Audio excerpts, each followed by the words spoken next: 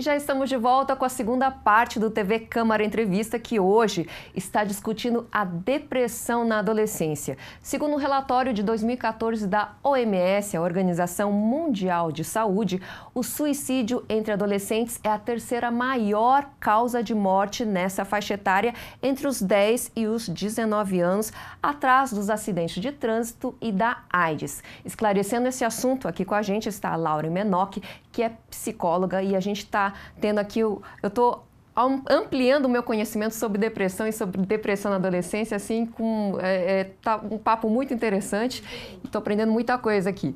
Lauren, o bullying sempre existiu.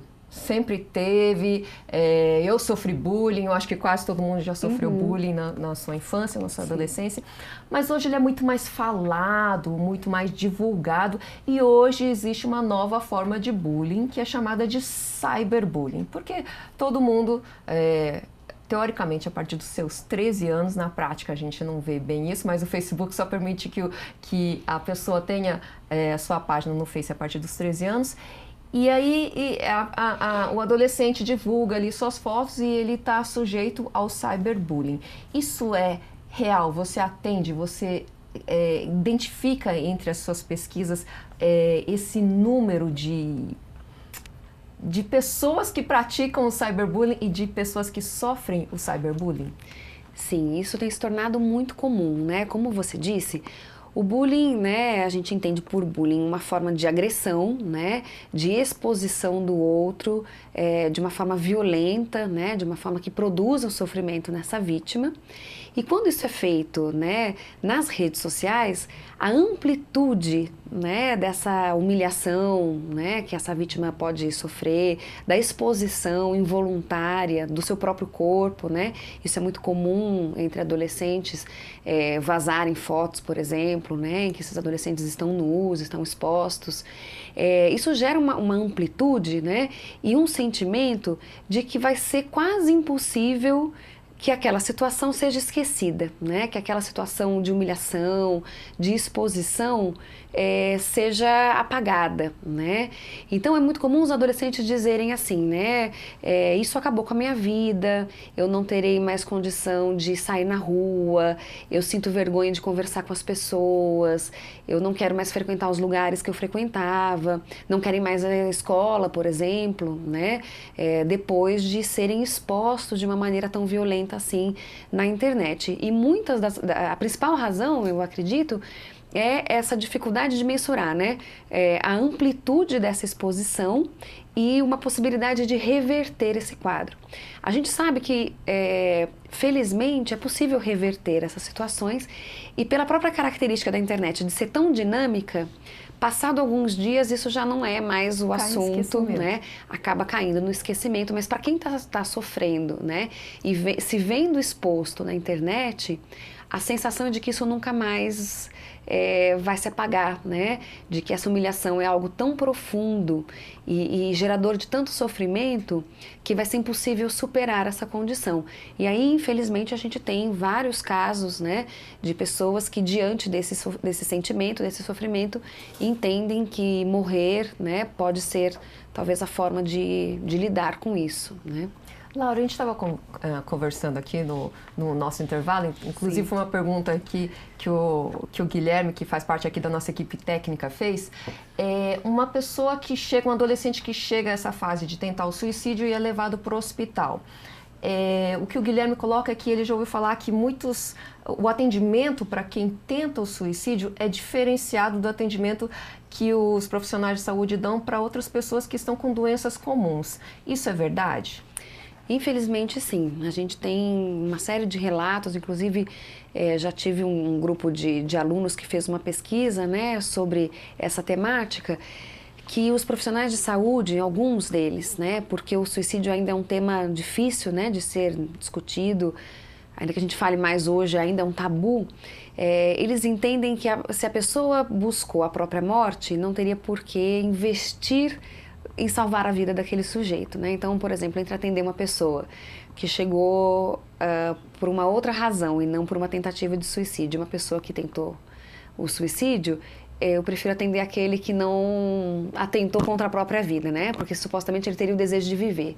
Então, se o outro quer morrer, então ele que sofra, né? A gente tem ainda muito forte, né, uma visão religiosa de que o suicídio é um pecado. Então, como que eu posso ajudar aquele que tentou, né, cometer um ato que é um vil, né, contra si mesmo, um pecado? Então é muito comum, e não só os profissionais de saúde, mas muitas vezes até a própria família, na escola a gente percebe isso também, uma tentativa das outras pessoas de punirem o comportamento, né, da pessoa que tentou suicídio, quando na verdade o que ela mais precisa é de apoio, né, não é de punição. Então hoje a gente percebe que tem se falado mais entre os profissionais de saúde, na escola, né? Eu trabalho em escolas, então a gente aborda muito essa questão do suicídio, de que a gente não tem que punir o comportamento da pessoa suicida, né? Ao contrário, ela vai se sentir muito envergonhada, né, depois de uma tentativa mal sucedida, e que o que ela vai precisar é de apoio, né? Ela vai precisar de alguém que possa ouvi-la falar sobre o seu sofrimento, né, e o que levou a essa situação, desse ápice da crise, de entender que não existia outra solução possível senão morrer, mas de uma forma... É claro que é difícil, né? Mas a gente tem que mostrar que a gente não está muito assustado com aquilo que ela está dizendo, né? De que a gente entende, por mais que a gente não sinta o que ela sente, mas a gente entende, a gente é empático ao sofrimento que ela tem, e dar o apoio necessário, né? Não expondo mais ainda do que essa pessoa já pode ter sido exposta na escola, na internet, né? O seu sofrimento, mas tentando acolher, ouvir e ser empático, né? Tentando se colocar no lugar do outro, mesmo que eu não sinta aquilo que ele sentiu, mesmo que eu nunca me imagine passando por uma situação dessa, que eu considere um pecado, enfim, né? Suspendendo um pouco aquilo que a gente pensa e se colocando no lugar do outro e tentando entender que se ele chegou nessa condição, não é por frescura, como a gente escuta falar muitas vezes, não é porque ele quer chamar atenção, né? Mas é porque o sofrimento foi tão intenso e a única saída possível naquele momento para dar conta daquele sofrimento foi talvez pensar na própria morte. Ô, Laura, isso me faz pensar que a gente precisa de uma mudança de mentalidade em toda a sociedade. Porque se o profissional de saúde já age assim, imagina a ignorância que a gente tem em relação a esse tema. Tudo isso, eu acho que desde o professor, os pais, os próprios amigos adolescentes, né, toda ali a população adolescente, a gente precisava, de repente, falar mais sobre isso, entender mais sobre isso. Tem todo um trabalho de conscientização para toda a sociedade, todo mundo que cerca o adolescente ou a pessoa em depressão, porque a gente não sabe lidar com esse tema, a gente não sabe lidar com uma pessoa depressiva. Sim, com certeza. Eu acho que quando a gente pensa, né, em suicídio, em depressão, a gente pensa geralmente no sujeito que está deprimido, no sujeito que tentou suicídio, mas mais do que pensar nessa pessoa, a gente precisa pensar em toda a construção dessa rede de apoio para essas pessoas, né? E exatamente, então pensarmos nos profissionais de saúde, nos professores, nos educadores, né, nas escolas, principalmente quando estamos falando de adolescentes, né, que muitas vezes são as pessoas que percebem, às vezes até mais do que os pais, né, esses sintomas, esses sinais que esses adolescentes mostram. E, né, a própria Organização Mundial da Saúde, ela tem, né, um protocolo, né, de como atender uma pessoa nessa condição, e uma dos passos ali é ouvir, né? Então, produzir condições, então, por exemplo, buscar um lugar afastado em que essa pessoa se sinta confortável em dizer, né? Mostrar para ela que eu não sinto a mesma coisa que ela, mas eu suporto ouvir aquilo que ela tem para me dizer, né? Eu estou ali à disposição, né? Oferecendo o suporte necessário que ela precisa naquele momento para acolher a dor, por mais que a gente não possa fazer muita coisa nesse momento, mas é preciso que a gente possa saber e suportar a dor do outro, né? E aí nós, profissionais da saúde, profissionais da educação, né, pais, né, irmãos, familiares, precisamos estar preparados para falar sobre isso. Então, né, voltando ao que você disse Cibele, antes, a gente fala tanto sobre suicídio, a gente tem série na televisão, a gente tem música, a gente tem uma série de coisas, mas talvez isso ainda não tenha nos preparado suficientemente para a gente lidar, né, com o sofrimento e esses casos que acabam sendo, infelizmente, tão comuns. E qual a dica que você dá para os pais? Porque às vezes os pais, não entendendo aquela situação, eles vão falar, menino, levanta daí, ah, que menino preguiçoso, né? Você só dorme, ou às vezes vão falando muitas palavras depreciativas, encarando que aquilo é a preguiça, é o sono, é o desleixo, e às vezes o mundo do adolescente pode ir cada vez mais para baixo. Como que a gente pode criar um ambiente salutar para que desde do bebê, da criança, a gente já crie esse ambiente familiar de maneira que o adolescente se sinta bem em casa. Ele sinta que em casa, não sei se isso é possível, em casa é um ambiente que ele quer estar, que ele quer desabafar. E não é um ambiente que ele quer fugir. Nossa, eu quero ficar longe de casa, eu vou ter a minha vida fora e se eu tiver um problema, se eu estiver passando por uma depressão, não é em casa que eu vou falar sobre isso. Existe uma maneira da gente criar um ambiente assim que seja saudável, um ambiente que o adolescente, a criança, o bebê, o pai, a mãe, todo mundo sinta que aquele é o seu lar, aquele é o lugar que eu quero estar, e não um lugar que eu quero fugir, e não um lugar que eu tô só porque eu tenho que estar, porque eu tenho que dormir, eu tenho que me alimentar, é o lugar que eu menos gostaria de estar nesse mundo. Como criar um lar saudável? Bom, isso seria o ideal, né? Se nós pudéssemos ter Se fôssemos perfeitos, porque né? não somos. Não somos, exatamente. Bom, acho que o principal aspecto, né? E isso não é só na adolescência, como você disse, isso precisa ser construído, essa relação, né? Precisa ser construída desde do começo da vida, né? Dos filhos, que é um ambiente aberto ao diálogo, né? Em que as pessoas possam se expressar, né? Elas tenham condições de se expressar, de se mostrarem humanas, imperfeitas, né? Como nós somos. Que nós ora estamos tristes, ora estamos felizes, inseguros, confiantes, né? Então a possibilidade de manifestação dos sentimentos. E aí a gente ensina os nossos filhos a manifestarem os sentimentos deles fazendo isso também, né? Então a gente, muitas vezes, nós pais, mães, a gente reluta em mostrar os nossos sentimentos e mostrar que nós também somos humanos para os nossos filhos, né? Então, quando a gente consegue também mostrar que, olha, nós somos humanos também, nós também ficamos tristes, nós também ficamos alegres, nós também temos as nossas inseguranças, aquilo que a gente sabe fazer bem feito e podemos reconhecer isso, a gente vai dando condições para os nossos filhos também conseguirem perceber aquilo que eles sentem e nomearem os sentimentos deles também, né? É muito difícil, e a gente percebe isso muito na clínica, isso é muito comum, as pessoas chegarem assim: eu sinto uma coisa, né? Eu sinto um negócio, e a gente não sabe nem dizer que nome esse negócio tem, né? Se isso é tristeza, qual é o nome disso, né? É angústia, ansiedade, o que eu estou sentindo, né? Então a gente poder perceber o sentimento, ajudar os filhos a nomearem os sentimentos, a gente fazer isso também, né? Não achar que a gente vai dar conta de tudo, que a gente vai ter que ser o modelo exemplar. Um bom modelo é um modelo de ser humano, né? De alguém que tem essas flutuações aí, né, na vida e vive bem, passando por momentos de alegria, de tristeza, de esperança, de culpa, de ressentimento, mas podendo superar isso.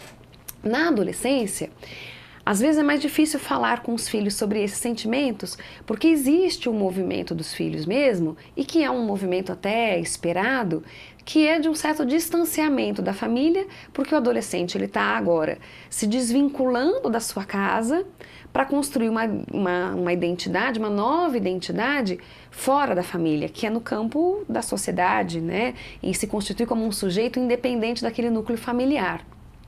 Então esse movimento, desse distanciamento, ele é até um movimento que nos indica que está tudo bem, né? Que o adolescente está passando por esse momento da maneira como a gente espera que isso aconteça.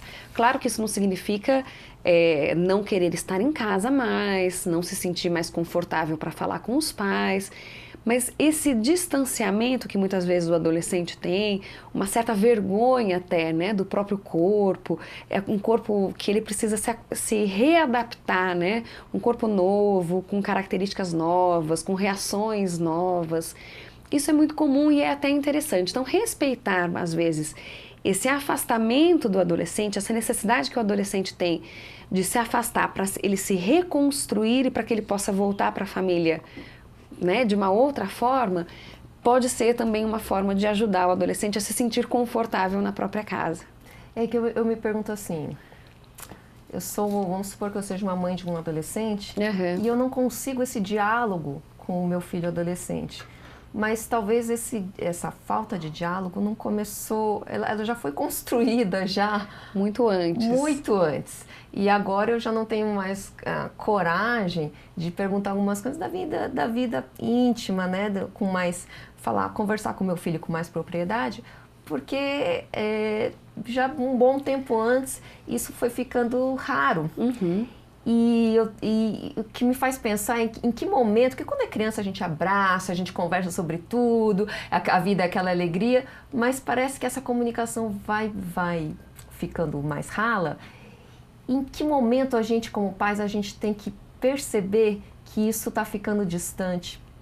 Em que momento a gente percebe que a gente já... Peraí, vamos voltar, vamos estabelecer a comunicação de novo, vamos voltar aos afetos de novo, vamos voltar aos abraços e beijos, não deixar que isso se perca, porque eu acho que um caminho natural é isso, ir se perdendo, e quando chega lá na frente que a gente precisa conversar sério com o nosso filho adolescente, fica mais difícil, fica difícil porque já tem um longo tempo de interrupção nessa comunicação, nessa demonstração de afeto, né, nesse olho no olho, né, desse papo mais íntimo.